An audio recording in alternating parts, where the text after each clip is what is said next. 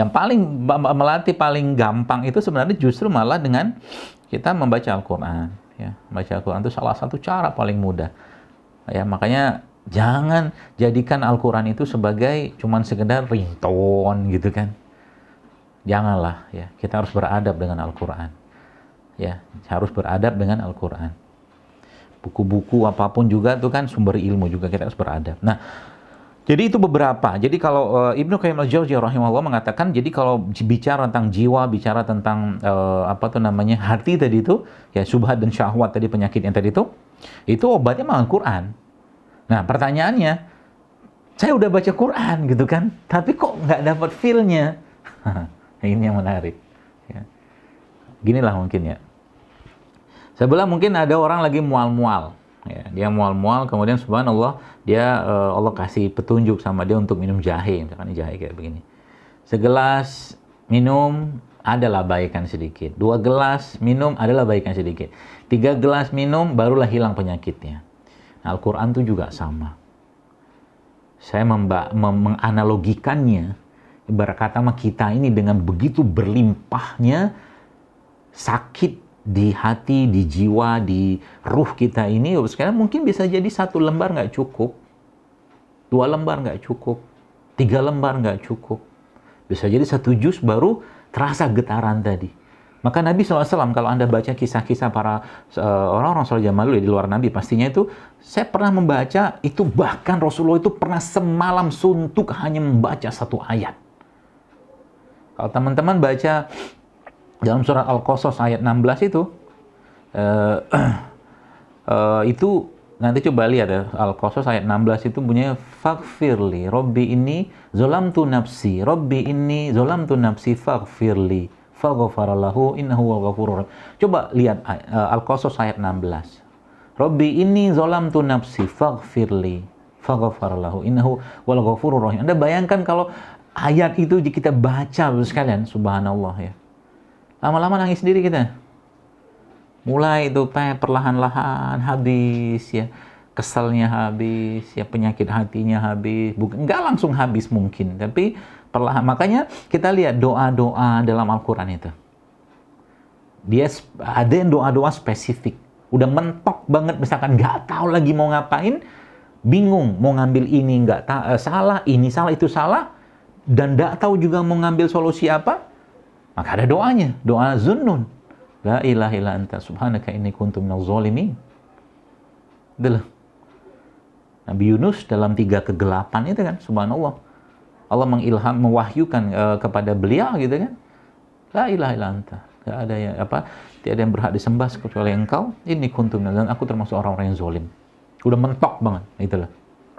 Jadi subhanallah teman-teman sekalian ya. Jadi kalau sudah kayak begini tuh asik gitu kan. Jadi akhirnya nanti apa? Dia akan sendiri ya. Jadi kalau udah ngerti, oh masalah jiwa, masalah soul, masalah hatiku ini bermasalah tuh karena ini, itu di stop. Nah, maka dia sudah mulai milih gitu. Milih teman, milih makanan, milih apa. Nah, baru masuk ke fisiknya. Gitu loh. Jadi sering saya sampaikan bahwa semua syariat dalam Islam itu menyehatkan, menenangkan. Kata Nabi SAW waktu di salah satu perang ya kepada Bilal. Nabi berpesan pada Bilal, wahai Bilal, kata Nabi, arihna bis sholat.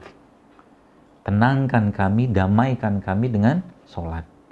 Wahai Bilal, tenangkan kami ya. Ya tenang gitu kan dengan sholat. Gimana mau sholatnya mau tenang? Wudunya nggak bener, sholatnya nggak tumakninah gitu loh. Jadi jiwa itu Bapak Ibu sekalian, teman-teman sekalian, ya tadi tenang itu dengan apa yang sudah Allah perintahkan.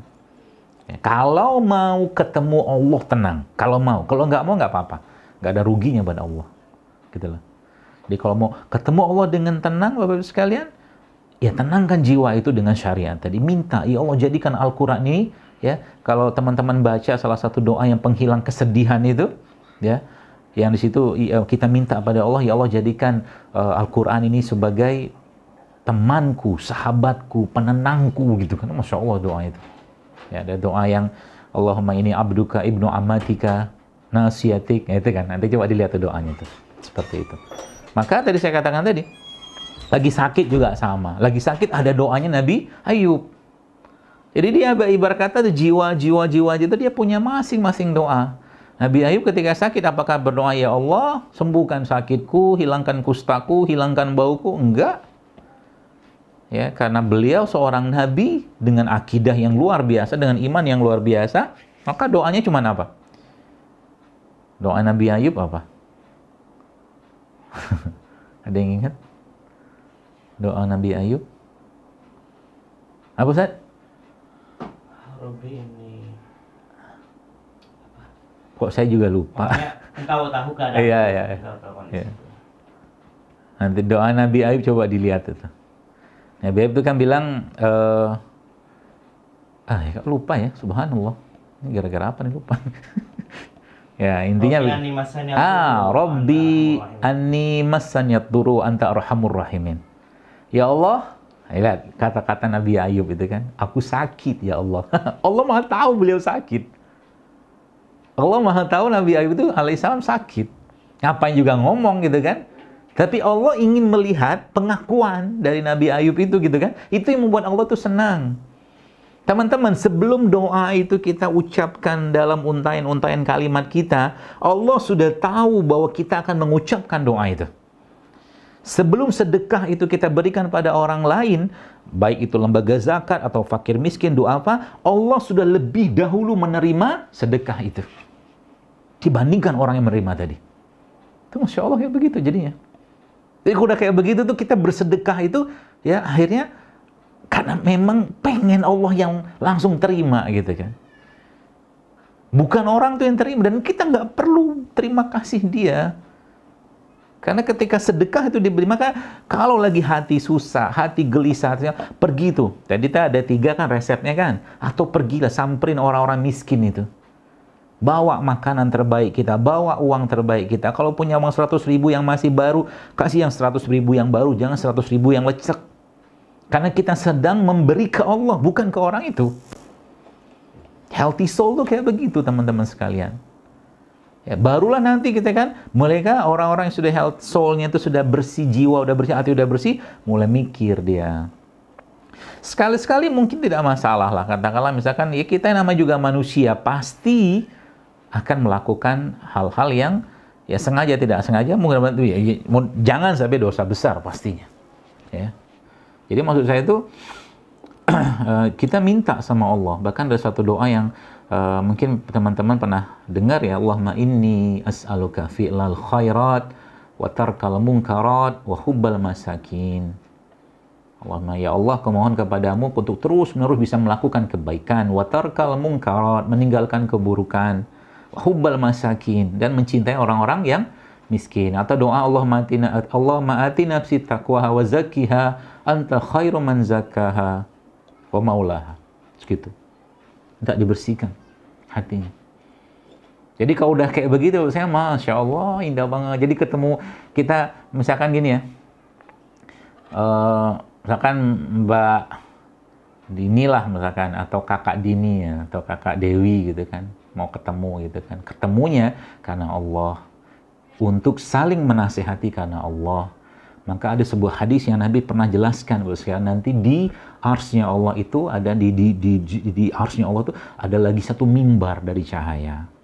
Mimbar dari cahaya tersebut itu ternyata ditanya oleh para syuhada dan para nabi dan aulia anbiya itu mimbar buat siapa? Mimbar kata Nabi SAW adalah orang-orang yang bertemu karena Allah dan saling menasihati karena Allah. Jadi kalau kita datang ke saudara kita, saudara seiman gitu kan, orang-orang muslim ya, mukmin ya di tepatnya itu, karena Allah kita ingin saling menasihati, ngobrol cerita tentang perkara akhirat agama, maka mimbar itu insya Allah kita akan bisa dapatkan. Asik kan gitu kan, indah banget hidup kayak begitu, bukan cuma ngomongin tentang ya apa-apa dunia, sekali-sekali oke lah gitu kan, tapi coba bicara tentang akhirat lebih banyak. Jadi jiwanya itu, hatinya itu akan damai, tentram. Nah,